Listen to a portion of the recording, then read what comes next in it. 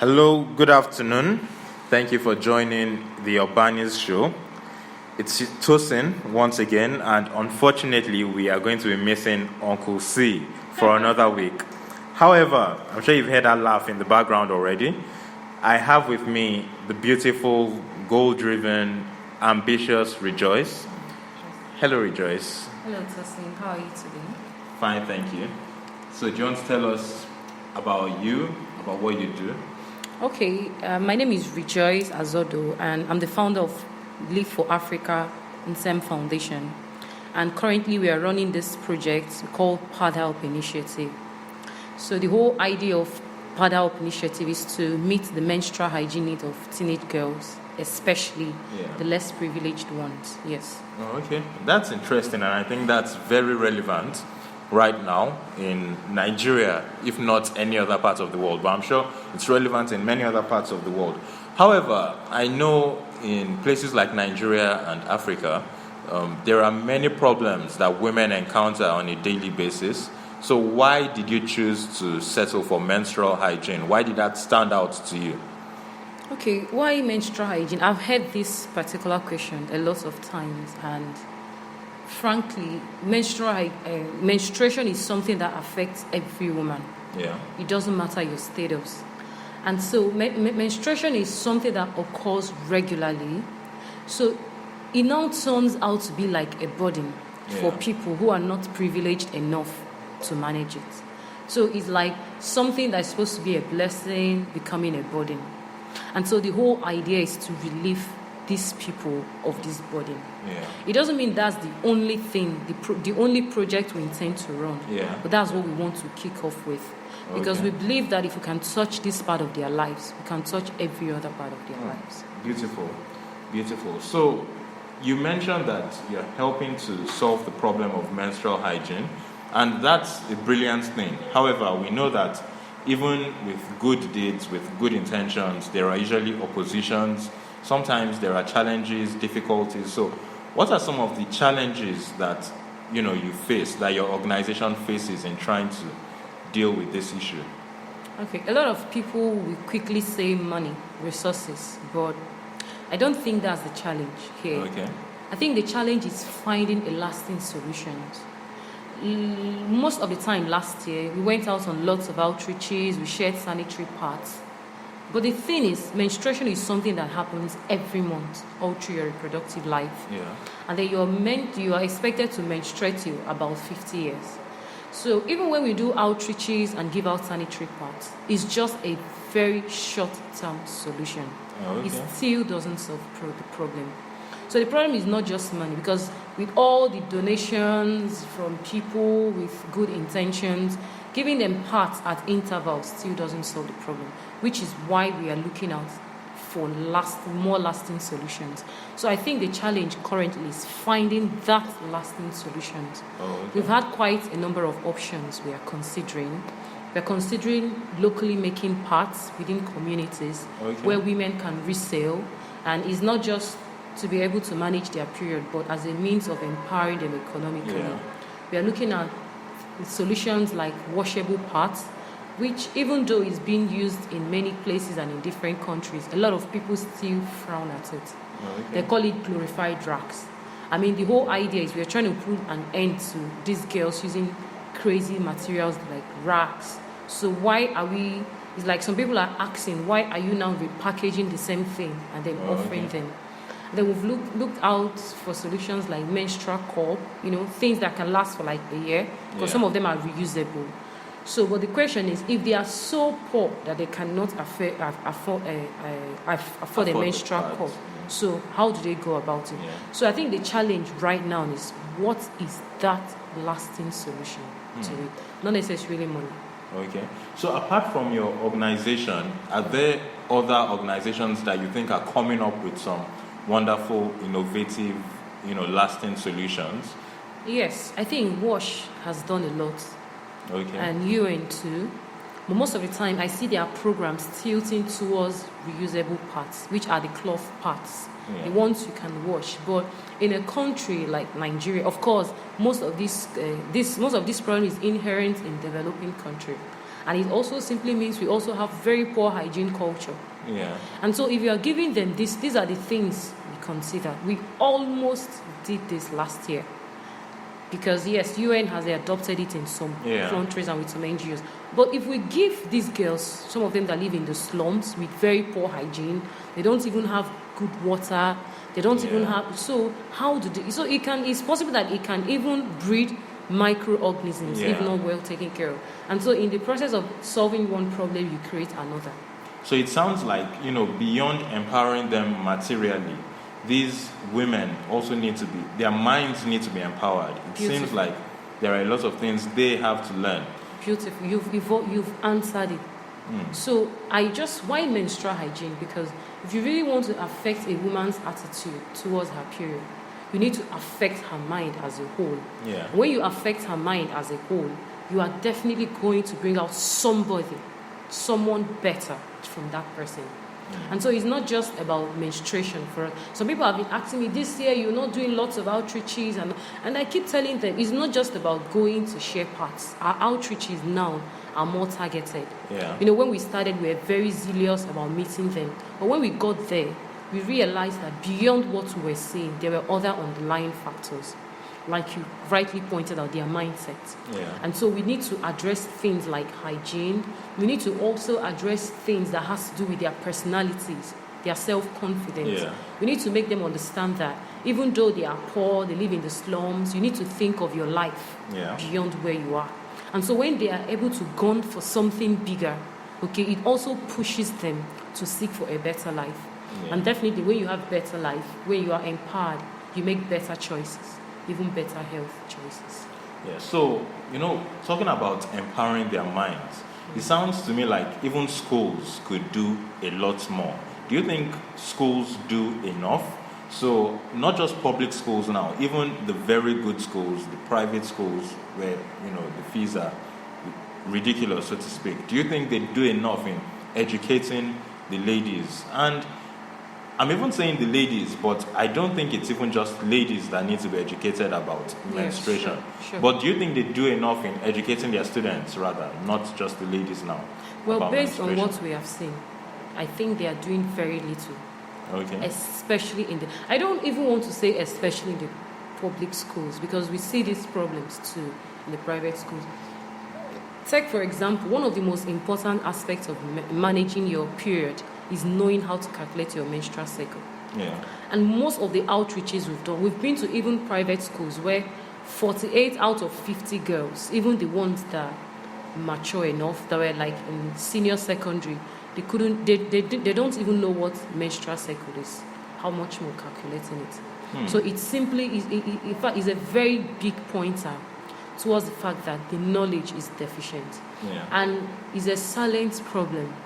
Is one you can easily ignore, is one you can easily neglect. But I tell you, beyond things we can notice, it tells on their confidence. Because when a teenage girl begins to mature, when she gets to puberty, there's this withdrawal that comes to her. Life feels strange and new, and then she needs someone at that point so she doesn't miss it. Yeah. And so that is what we want to do. We want to catch them with that peculiarity. And so menstruation is that common thing they all share. That thing we can use to bring them together. It doesn't mean that's the only thing. We can say education. You don't find all of them in the schools. Yeah. We can say business, empowerment. You won't find all of them there. But the moment we say menstruation, we are going to find every last one of them. So something that struck me now as you were talking, because you would expect that a certain age, like women would know at least a certain extent about menstruation. But it seems like if they don't even know things as basic as calculating their menstrual cycles, maybe not even just the schools are to blame now, because their mothers too. Yes. Because if their mothers knew, they would have taught them. So the mothers do not know. They don't know too. In fact, did I just say mothers? Okay, let me just shock you a little. One of our volunteers, like she volunteers for our organization. Yeah. And then she learned how to calculate their menstrual cycle while working with us. This is a married woman with a child. Oh wow. This is a highly educated lady. I don't want to say her profession, but her profession is one, you could easily feel that, oh, she should know everything. Yeah. And so, because of what is very, like I said, it's very easy for us to neglect this thing. But this is one thing that all women share. All. And it's something that every woman can relate to. Yeah. There are a lot of things you can call or say, and some people will feel left out, but not period. And so that is why, if you notice, women are a bit protective when it comes to period. Yeah. If the moment a lady, a stranger, sees a girl stand in public, I mean, there's this protective instinct in her, because we have all been there, and so we can relate to that. Oh wow! So this level of ignorance, is it peculiar to Nigeria, maybe Africa, or is it something you can see all over the world? I think, if I'm left, in my opinion, I would say it's peculiar mostly to Nigeria and Africa. Okay. It doesn't mean you can't find a little bit of it there, but I think because we have we have this culture of negligence. Yeah. Okay, we done their thing, and then we are still developing. Some people are still just beginning to open up to menstruation as a fact of life. Yeah. Some people are just only beginning to embrace it as something normal, not something shameful. Yeah. And so all this while, one of the things that have kept us in this level of ignorance is the stigma attached to it. So it's like we have all been pushed into our houses. We've all been shut down. We've all been, pushed into that little closet, that little space where we can only be ourselves with people that like us. It's only not until recently have women started coming out to speak out for themselves. And some men too somehow have started to see things with us. Oh, okay. So you've mentioned your outreaches a lot, and I'm assuming you've been to a lot of places all over Nigeria. I have. Oh, okay. I've been to quite a lot of places. And sometimes not for outreaches. Sometimes I beyond my NGO, I'm also a general manager in a healthcare company. Okay. So I travel a lot. And most of the time I get to hospitals, and I really like to see what women go through, the challenges women face. And sometimes beyond the job I came for, I try to step out from whatever status I am wearing at that point in time to see their challenges. So yes, I see these challenges, and it's quite serious. It's more serious than we can ever imagine. Wow. What would you say is the most heartbreaking story you've experienced from one of your outreaches or just one of your travels generally? Okay, so it was actually a discovery. The first time we went to Akwa Ibom State, okay, we got to this school. I think that day we had 213 girls. And out of these 213 girls, about 78% of them had never used sanitary pads all their lives. Like, they don't even know what sanitary pads look like. Wow. They don't know what they are. They don't know how they are being used. They're just used to racks. It's like a culture. It has become the norm for them. So beyond poverty, beyond their inability to afford these sanitary materials, it's like they are still tied down in ignorance. They don't even know. And it was quite a heartbreaking experience for us. Wow. When we had to start asking to get to know about their experiences, and some of them are like, what is PAD? Yeah. And it was quite a heartbreak. In fact, I couldn't get over that particular experience for weeks. Wow. It was very touching, and that was one of my biggest motivation. Initially, we used to rely on funds from people, but now, beyond funds for people, I have seen that these girls, they need us. Yeah. They need someone to speak for them. They need someone to lend their voices, to advocate for better opportunities and better lives for them. Yeah. And that person could be anybody, and sometimes I like to think of that person as myself. Yeah. So I am also doing a lot, working out some other plans to ensure I'm able to meet this need and to inspire other people to also join us in this business. Yes. Thank you very much. So, as regards, because you said just now that 78% of girls in your school did not know what sanitary pads were, and I imagine that stems a lot from poverty. A lot of them can't afford it. So I guess the manufacturers won't even bother advertising to them in the first place. Of course. Talk less of them being able to purchase it. And what crosses my mind is, so there's an ongoing conversation in the world where a lot of women and some men tend to think that, sanitary pads or sanitary material generally should be made available for free to women. In fact, I think Scotland just approved a bill like that recently, where sanitary material would be made available for women for free. So do you think that's something that we could adopt in Nigeria? If so, how feasible do you think it is? I think it's a possibility, but for now, that's all it can be. Because being a woman in this country is hard enough. Yeah. I mean, I've been a woman for over 20 years, and I can tell from experience it's hard enough. Women, our needs are often neglected. And then at some point, some of us accept it as the norm. There are times when I want better, and my mom, keeps telling me, no, you have to go with what you are being offered, because that is how it has always been. Only just recently had some women begin to speak out for themselves, to demand for what we really want. And so in a country where our needs are easily neglected, it's going to be very difficult. In a country where most of the key decision makers are men, who won't understand what we are talking about, who will just see, okay, take for example, when I started my outreaches, when I started reaching out to people for support, reached out to quite a few guys, and it was strange to them to know that menstruation can be a challenge. It was strange to them. And so if these key decision makers, if they're not able to relate with our experience, how then can they make decisions that affect us? And also, even here, sanitary pads are already very expensive. There are tax on them. And so when you place tax, it's like you're placing tax on us for something that is already quite challenging for a lot of us. And so it's possible, but it's going to be a little bit difficult, except women begin to rise up for themselves. And it's something we can achieve on our own. It's not something we can wait for the government.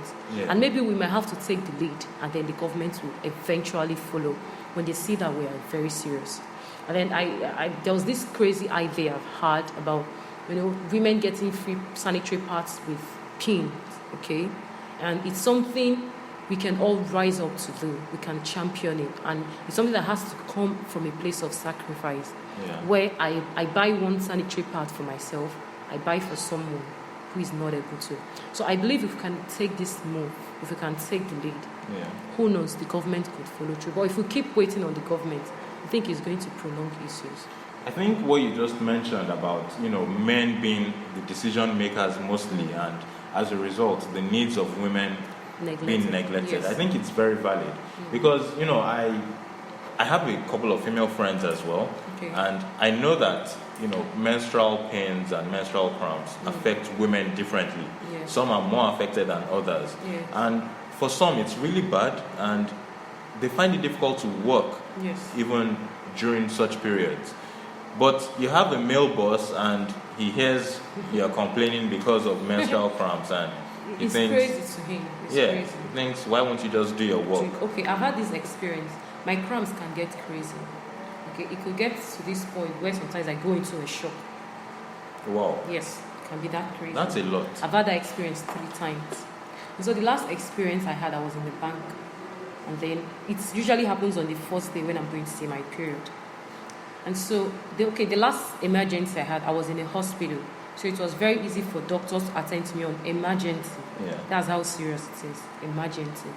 And so this last time I was in the bank, and somehow I started feeling the symptoms, and I already knew what was wrong, but I couldn't just help myself. Someone helped me, and then I had to make calls, and it was like an emergency, and then a driver had to take me to the hospital, and everybody was running around just because of menstrual period.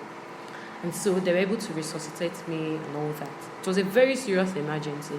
But when I just got myself, I was just a little bit better, and then somebody, one of my boss just called and was like, have you finished? And then I'm like, okay, I thought I just told you a few minutes ago. In fact, he was the person that spoke to the nurses and doctors that attended to me. But to him, it was just your period, right? And so you're supposed to be fine. But I was not, and honestly, I really wanted to be mad at him.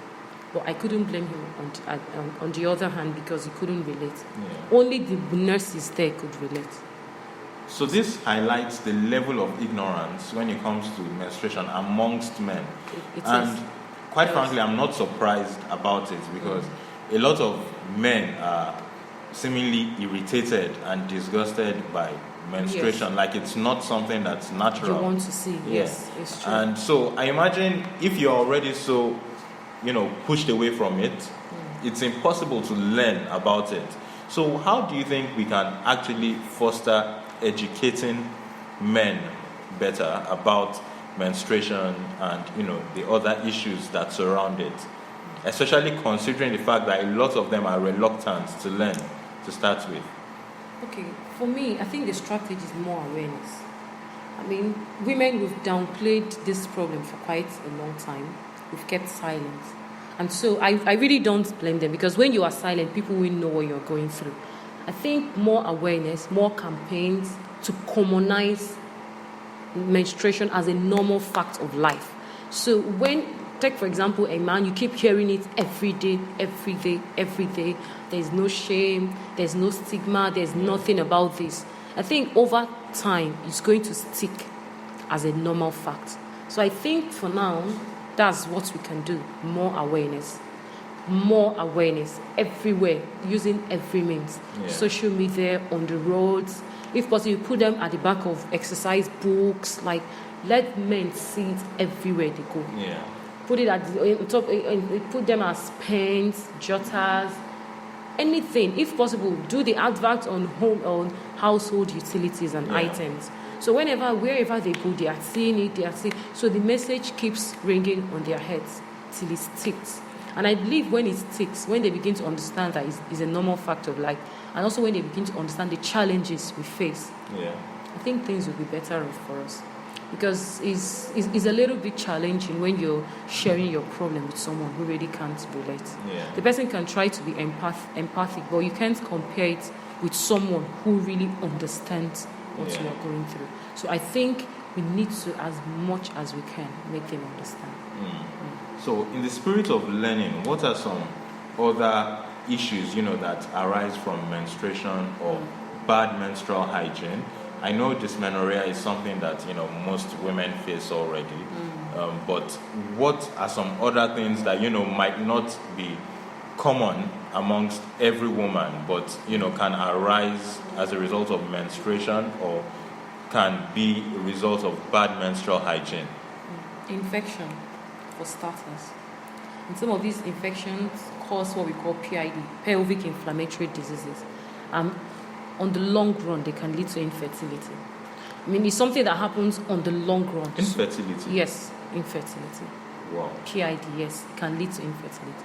And so because it's something that happens on the long run, it's also very easy for us to neglect it.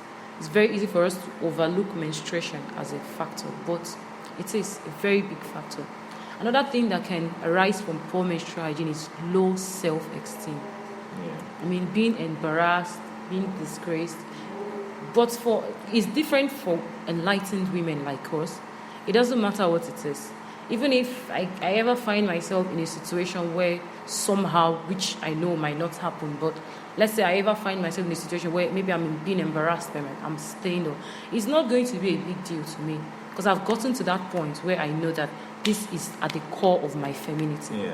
But for people who are not yet there, it could be very demeaning on their self-confidence. It could be very demeaning on their self-esteem. And so, but the most serious is infection. And then it also affects education somehow. I've met a girl who couldn't go to school for a week because of her period. That's a lot. A lot of girls skip school, and for a subject like maths, I just play out this thing in my head. Imagine a subject like maths, and then you miss school 2 times. That means you've missed 2 topics. When you come after 2 days, it's going to be challenging for you because you are struggling to pick up with what has happened. And it's not something you can just jump in at any point and then everything is fine. And so what if this same experience occurs every month? What happens? So menstruation is a silent, very, very silent killer. It's one that if you don't look closely, you won't understand what it could do on the long run. Yes. I'm just going to go out on a whim here and say I'm sure even healthcare as regards the issues surrounding menstruation are not enough. Do you think there is enough being done to help solve some of these problems? Do you think there's enough research going on? Do you think health bodies are actually doing enough to help with the complications of menstruations and the issues that might surround it? Well, for starters, I would say the existing body of knowledge on menstruation is very poor. It's even very difficult for you to find researches and information on the internet about these experiences. And so this year, we want to focus more on creating awareness on the problem compared to sharing sanitary pads. We want to use that money to create more awareness, to educate more people. We'll still share pads as incentives, but while we are making research to come up with more lasting solutions, I think right now we can focus on lots of awareness, lots of campaigns. And then I believe awareness too will attract more people with similar passion to solve this problem. And together we can make a big difference. Well, thank you very much. I think that was very enlightening. That I believe our listeners have learned a lot, both men and women. Thank you for giving your time today. So, as regards your organization, how can we help? How can we, be part of the cause? How can we donate and just offer whatever we can actually in support? Okay, I'm always very open to donations. Okay. It can be in cash, it can be in kind, it can be donating your time, it can be sharing your ideas. Okay. We don't always have money to give, but I believe there's something we have to give. Okay. Our next campaign is going to take this, is going to run this way. We want to involve different people as much as we can. Okay. We want to involve photographers, we want to involve people that make different female products. You don't need to, you might not even necessarily need to give us money. It can just be your service that matters. And so our next campaign is Face Off the Stigma. Okay. The whole idea is, putting up your angry face to say, oh, no, I don't want this problem anymore. And so that's why we want to involve a lot of media people. You might not necessarily give us money, but you can give us your idea. And so our website currently is www.liveforafrica.org. It's under lots of reconstruction because we are expanding our scope. And then we want to, recently we are trying to make it very flexible. We also want to make it an on-learning platform, like an e-learning platform for teenage girls. So that's beautiful. Yes, that's what we're trying. So we're actually trying to do a lot to solve this problem. We might not take the approach lots of organizations are taking, which involves sharing parts. We've shared parts, and I, for one, can tell you that is not the solution to this problem. Solution goes beyond that. And so we want to focus more on mental development. We want to focus more on, campaigns, awareness, education, and on the long run, women empowerment. Because when mothers are empowered, they can take care of the menstrual hygiene needs of their daughters and themselves too. And so I think these are the more lasting solutions to this problem. Thank you very much. Do you have a social media following? Yes. It's Spada Up Initiative on Instagram, on Facebook, and on Twitter. Yes. Thank you very much, Rejoice. Thank you so much for having me. So that's going to be it for today. Thank you guys for listening. Thank you for your time. I hope we have learned something. I hope we are actually going to do something about what we've learned. Join the cause, donate, give your time, give your resources, whatever it is you can.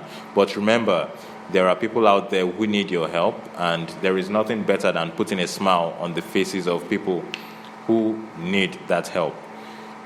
Thank you very much. Remember, you need to share your stories, because if you do not, others will tell those stories for you, and no one can tell your story as well as you will.